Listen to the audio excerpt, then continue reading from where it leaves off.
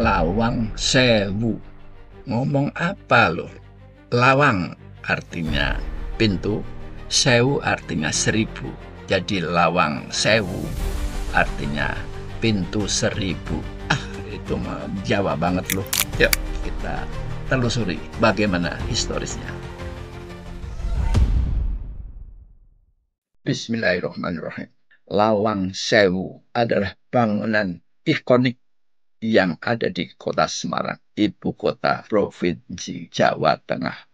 Bangunan ini sangat ikonik hingga sampai sekarang, dan lokasinya pun juga sangat ikonik karena bersebelahan dengan Tugu Muda, yaitu tugu di kota Semarang yang melambangkan pusat kota di kota Semarang. Bangunan ini dibangun pada tahun 1904 dan dalam kurun waktu 3 tahun 1907 telah jadi, yaitu bangunan satu blok.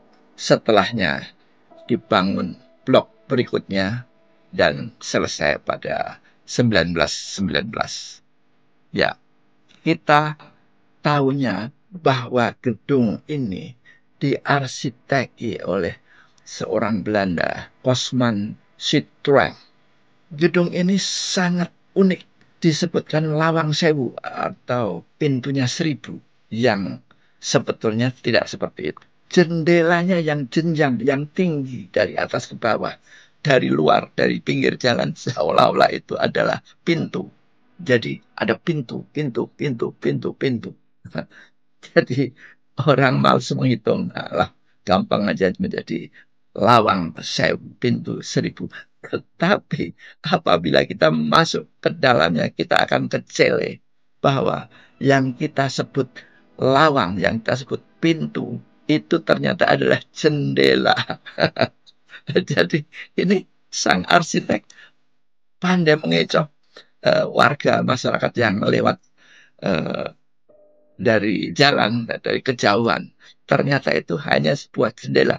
Memang Semarang adalah kota di Indonesia yang beriklim tropis, yang selalu ada panas dan ada rasa lembab, yang kelembapannya cukup tinggi dari 70% sampai 80%, yang membuat orang gerah. Nah, itu oleh sang arsitek disiasati dengan menggunakan jendela yang sangat banyak, dan jendelanya itu sedemikian rupa berjejer-jejer menyerupai pintu apabila dilihat dari kejauhan. Dan di samping itu jendelanya pun berbentuk kisi-kisi.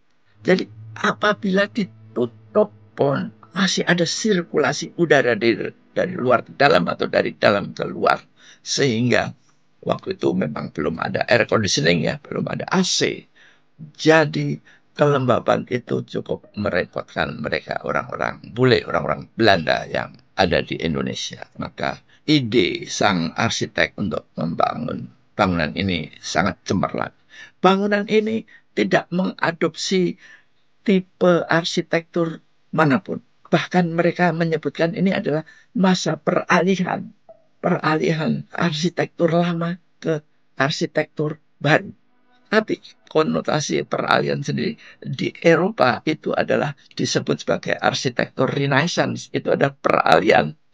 Tetapi di kita sang warga Indonesia dan orang Belanda yang menyebutkannya tidak menggunakan kata-kata Renaissance, tapi arsitektur peralihan. Ya, karena memang kita di Indonesia dan tidak butuh terminologi bahasa Inggris atau bahasa asing lainnya. Jadi kombinasi bahwa waktu itu memang bangunan-bangunan masih berbentuk limas, ya, dan berbentuk atapnya segi empat dan lain sebagainya, dan tetap sebagai tropis membutuhkan kanopi atau membutuhkan overstack yang cukup lebar untuk menahan terpaan hujan ataupun panasnya sinar matahari. Jadi bangunan ini lokasinya sangat sentral banget, dan bangunan ini dikesohorkan sebagai bangunan angker. Cukup lama bangunan ini angker. Kenapa? Karena awalnya gedung ini berdiri dipakai untuk gedung perusahaan kereta api DKA, Jawatan Kereta Api dari masa Belanda. Perusahaan kereta api menggunakan gedung ini. Kita tahu bahwa kereta api di Semarang, Semarang ke Tanggung itu adalah awal-awal berdirinya kereta api di Indonesia, yaitu pada 1866. Cukup lama. Jadi ada sekitar 40 tahun setelah ada kereta api, maka kereta api Belanda yang ada di Semarang menggunakan gedung ini. Jadi mungkin sudah banyak untung ya perusahaan kereta api Belanda sehingga dia membangun gedung yang mentereng. Gedung ini sangat mentereng. Bahkan sampai sekarang pun masih sangat mentereng. Nah, ada masa penjajahan Jepang. Nah, diambil alih oleh Jepang, dan Jepang sebagai bangsa penjajah menggunakan secara semena-mena sesuai dengan kebutuhan, dan ada ruang bawah tanah dipakai untuk melakukan eksekusi, pembunuhan, hukuman mati pada beberapa warga Indonesia yang tertangkap oleh Jepang. Dikisahkan ada sekitar 6 warga yang memang terbunuh di ruang bawah tanah. Itu secara catatan historisnya mengatakan begitu. Namun juga ada satu nona Belanda yang bunuh diri. Nah, ini sudah berbau-bau legenda, berbau-bau mistis. Diceritakan ada satu nona Belanda bunuh diri di gedung itu. Sehingga gedung ini dijadikan sebagai gedung yang angker, dan itu memang betul. Ada satu kisah pada saat itu beberapa anak sekolah, terutama anak-anak yang sedang berjalan berbaris di wilayah itu, panas sekali, terus kemudian berteduh dan ada yang masuk ke gedung itu dan buang air kecil, dan anak-anak sekolah itu menjerit-jerit, lari-lari, katanya melihat hantu, melihat kuntilanak, melihat wanita tidak pakai kepala, dan lain sebagainya. Ini adalah legenda. Jadi lebih bersifat mistis antara percaya dan tidak percaya. Namun itulah masyarakat kita sangat menyukai cerita yang seperti ini. Bahkan sempat dibuat ajang syuting film yang horor, dan filmnya laku keras karena menggunakan plot di gedung ini. Gedung ini pada tahun-tahun 70 sangat kotor, rusak, dan banyak coret-coret di dindingnya, vandalisme dan lain sebagainya, dan dindingnya banyak yang mengelupas. Kemudian pada saat Gubernur Pak Pipit Waluyo ya, belum lama Pak Pipit Waluyo ya, kira-kira tahun berapa itu? Periode 1990-an ya gitu ya. Dia memerintahkan Pak warga tentaranya. Pipit Waluyo kan tentara ya.